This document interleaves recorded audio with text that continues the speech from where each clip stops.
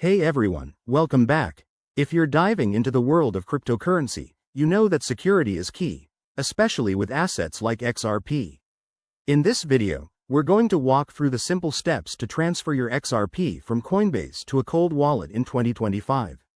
Why bother? Well, cold wallets keep your crypto offline, away from hackers, making them a must-have for serious investors. First things first, make sure you have everything set up.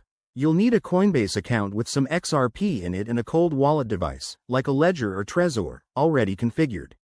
If you haven't set up your cold wallet yet, pause this video and do that now. It's straightforward and there are plenty of guides online. Step 1. Log into your Coinbase account using a secure device. Once you're in, navigate to your dashboard and find your XRP balance. Click on it to access your wallet details. Step 2. Hit the Send or Withdraw button for XRP. You'll be prompted to enter the recipient's address. This is where your cold wallet comes in. Open your cold wallet device, go to the XRP section, and copy the wallet address.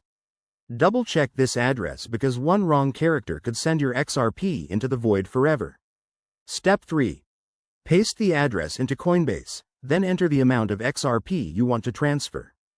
Don't forget to review the network fees. In 2025, these might vary based on the XRP ledger network, so aim to transfer enough to cover them. Step 4. Confirm the transaction. Coinbase will send you a verification code via email or app. Enter it to proceed. Once submitted, your XRP will start moving.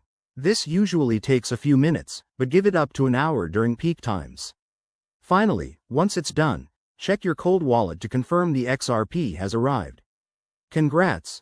You've just secured your assets. Remember, always keep your private keys safe and never share them. If you're new to this, consider backing up your wallet phrases. Thanks for watching. If this helped, hit that like button and subscribe for more crypto tips. Drop your questions in the comments below. Stay safe out there, and I'll see you in the next video.